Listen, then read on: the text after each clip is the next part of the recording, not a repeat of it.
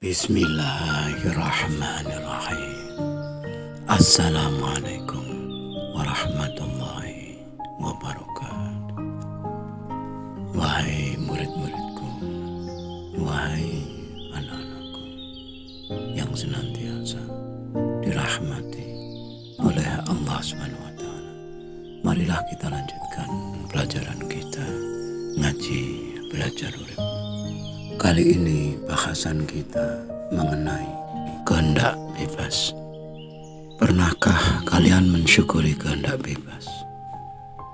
Lalu, apakah kehendak bebas itu? Kehendak bebas atau free will adalah bebas berkehendak, bebas berkeinginan, ingin apa saja, kemana saja, dengan siapa saja, dan seterusnya. Apapun yang ingin kita lakukan, kita melakukannya. Bukankah seringkali begitu kenyataannya? Lalu, apakah hal itu telah kita syukuri?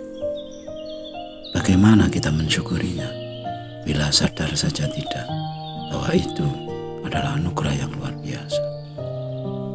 Sepasang suami istri berusia lanjut dengan baju olahraga berjalan-jalan santai di suatu pagi yang cerah, menikmati suasana damai di usia senja mereka. Adalah gambaran yang mengagumkan bahwa kehendak bebas itu adalah nikmat yang tidak terhingga. Mereka dapat melakukannya karena masih diberikan kesempatan dan kemampuan pada mereka. Seandainya mereka sakit, tentu saja tidak mampu. Seandainya mereka di dalam penjara, tentu saja tidak mungkin untuk melakukannya. Itu artinya di dalam pelaksanaan kehendak bebas, masih banyak hal yang dibutuhkan, syarat untuk melakukannya, termasuk kemampuan dan kesempatan. Terdapat anugerah yang berlapis-lapis di dalamnya.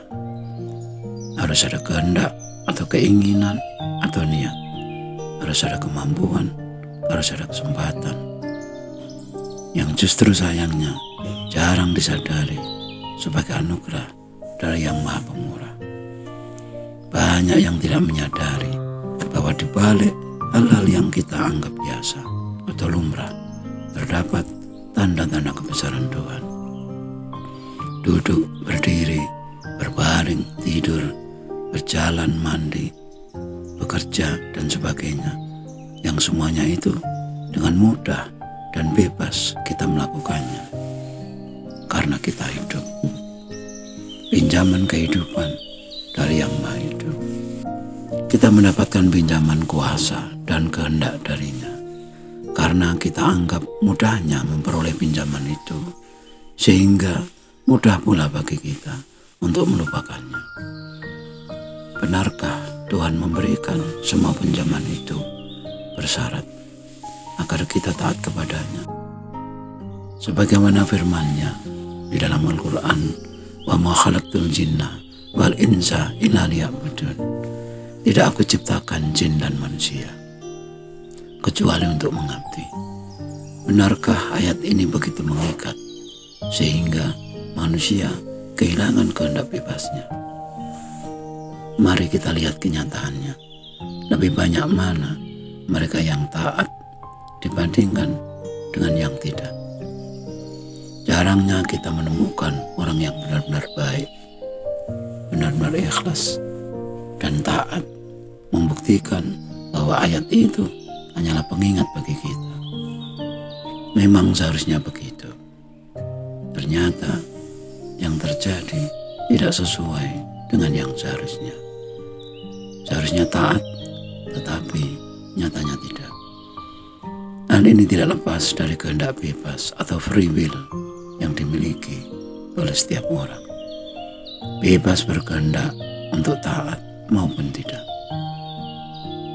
Manusia seringkali lupa bahwa selain Tuhan adalah Maha Pemurah, Tuhan adalah Maha Pembalas atau Muntakim, Ketaatan ada balasannya, ketidaktaatan juga ada balasannya. Syukur dibalas dengan tambahan nikmat, kufur dibalas dengan siksa yang pedih. Wahai anak-anakku, murid-muridku, saking pemurahnya Tuhan kepada kita, Tuhan tidak pernah mendikte kepada kita harus begini atau harus begitu. Semuanya diserahkan kepada kita. Mau baik silahkan, mau buruk silahkan, mau taat silahkan, mau tidak taat silahkan. Tuhan menyerahkan semuanya kepada kita. Hidup kita terserah kita, semau-mau kita. Namun hendaknya kita jangan lupa siapa yang menghidupkan kita. Kesadaran adanya kehendak bebas sebagai pinjaman dari Tuhan itu mestinya mendorong rasa syukur bagi kita, sehingga terbebas dari tindakan-tindakan yang menyalah-nyalahkan Tuhan, yang menuduh-nuduh Tuhan atas hal-hal buruk yang terjadi pada diri kita atau yang kita alami. Bukankah semua itu telah diserahkan kepada kita? Apakah Tuhan menghendaki kita sakit? Apakah Tuhan menghendaki jualan kita tidak laku? Apakah Tuhan menghendaki kita gagal?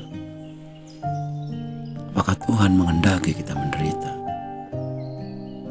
Sehingga seringkali bila hal-hal buruk kita alami, kita katakan semuanya telah dikehendaki olehnya. Apakah Tuhan menghendaki kita menjadi baik, berhasil, menolong orang lain, atau jahat kepada orang lain?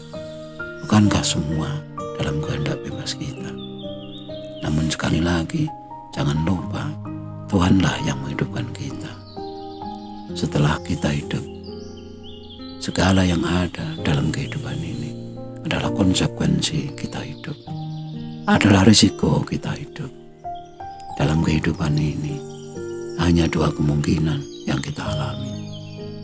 Kalau kita sedang sehat, berarti kita tidak sakit. Kalau kita sedang sempat, berarti kita tidak sempit. Kalau kita sedang menderita, berarti tidak bahagia. Kesemua itu adalah risiko atau konsekuensi dari hidup yang kita jalani. Sebab semuanya diciptakan secara berpasang-pasangan, tarik-menarik, saling bertentangan, namun selalu beriringan. Bila manusia memiliki kehendak bebas, maka Tuhan pun memiliki kehendak yang maha bebas.